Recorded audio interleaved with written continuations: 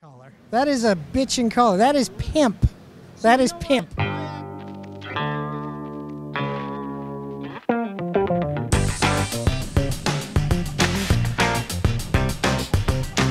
I don't live my life by no fucking board game. Get me home. I need sleep. Fuck you, IMDb!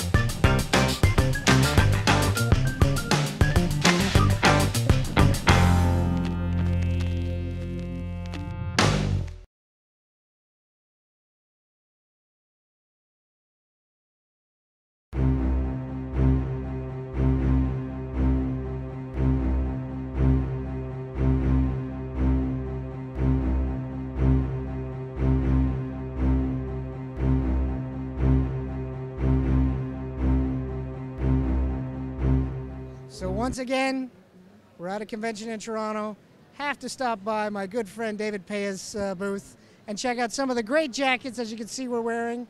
I'm wearing the Iron Man suitcase suit, correct? Mark V suitcase suit, yeah, and looks like it's made for you.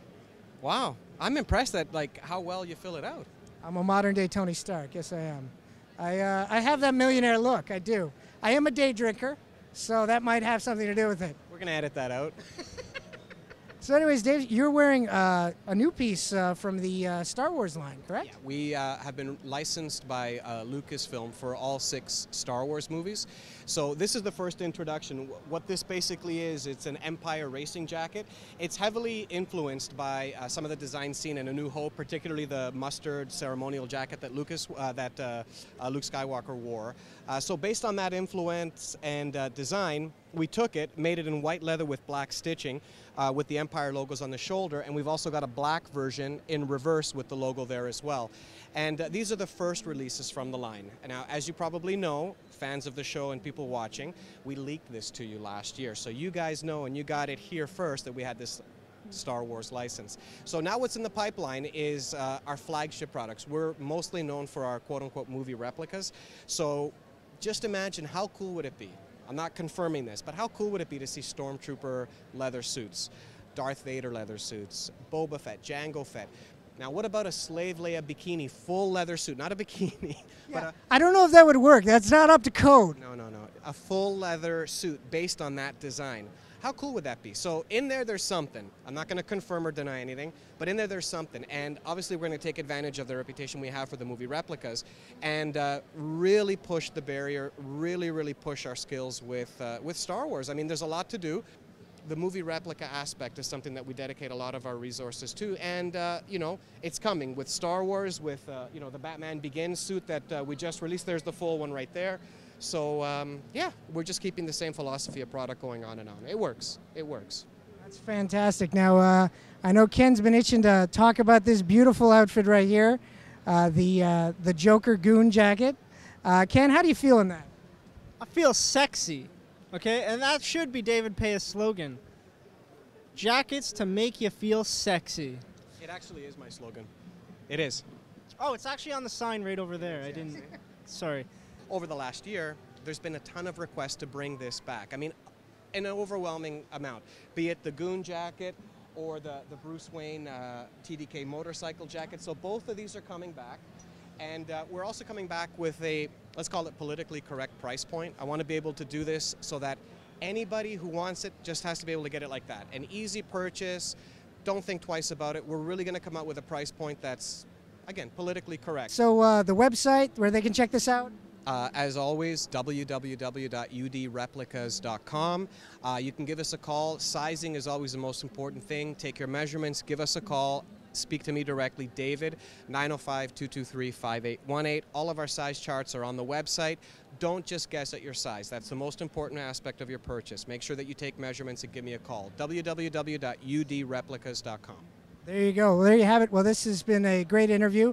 And while Ken ends off with his final question, I'm going to go out into the street and fight Whiplash. I'll see you in a bit. Have a good one. Thanks. Now, what's next for David Paya? I mean, what's the next license you want to go after? The reality is this. We're always listening to what our customers are asking and what the market is sort of indicating to us. But the reality is we've got a lot of wood on the fire now. Now we've got a lot to work with. And I don't want to not take full advantage of everything that we've got. So I think for now we're good. If something comes our way, if we're approached by whomever, and it makes sense and it's something that we feel that we can apply our particular talents to and bring to life, be it video game characters, comic book, film, whatever the case may be, I'll only consider characters or products that we feel will benefit based on the stuff that we do. We haven't even begun to scratch the surface of what we're going to do with Marvel, you know, and we got Captain America coming out soon. How cool would and Thor, how cool would a Captain America movie replica motorcycle suit look? Yeah, dropped a hint.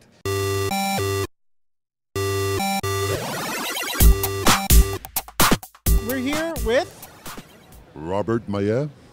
Okay. Now, sir, you started wrestling. You're a professional wrestler. How'd you really get involved in that and end up with the WWF? Well, I was a fan of wrestling, a really big fan of wrestling back in the late, mid 80s. And after a while, I thought to myself, well, maybe I could give it a try since I had the height for it. And so I went to see some local wrestlers in my hometown and convinced them to bring me in and to train me. And then from there, I started in the local circuit back in the Maritimes. And then I got a call from a friend of mine in wrestling that they needed a guy to be part of a team in the WWF that was called the Truth Commission.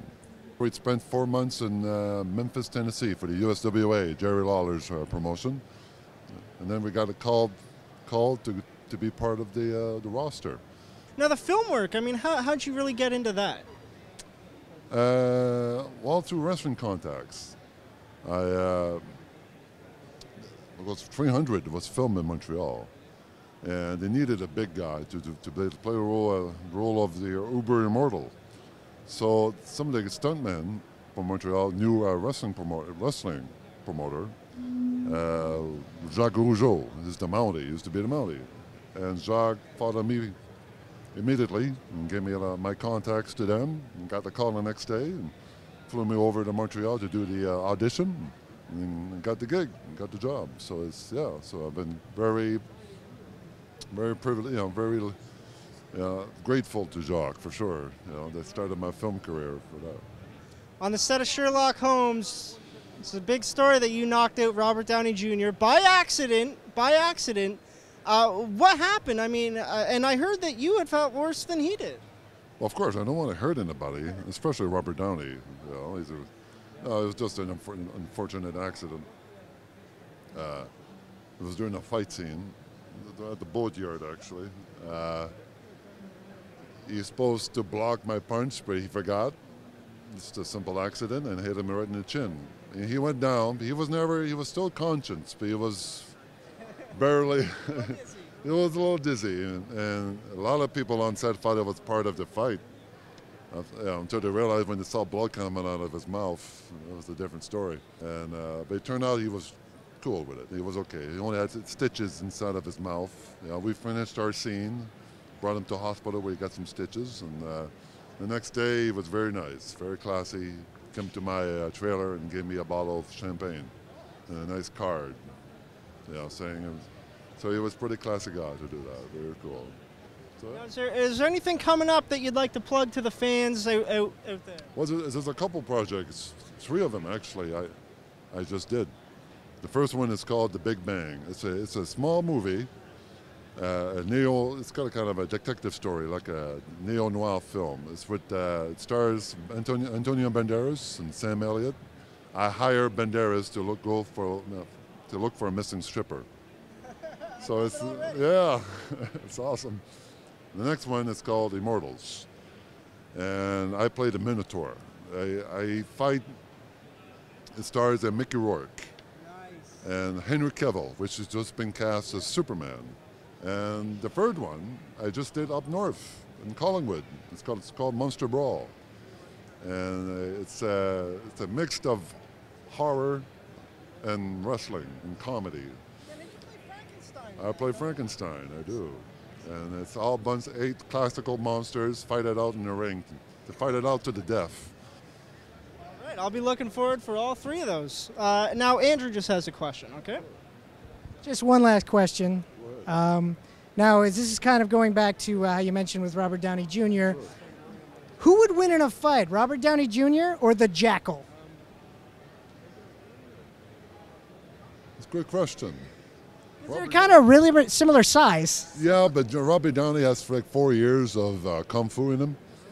That guy's in top shape, and he might kick Don Callis' ass. But Don Callis is very intelligent, like Robert Downey, but he might use his mouth to piss. He's good on the mic, Don Callis. He'll play mind games. He play mind games with Robert, so he has probably a slight advantage. He's more evil than Robert is. All right, well, we got to set this match up. We got to call a booker, because I think Robert Downey Jr. versus the Jackal with special guest referee, the man they called Kurgan, would be awesome. What do you say? That sign me up.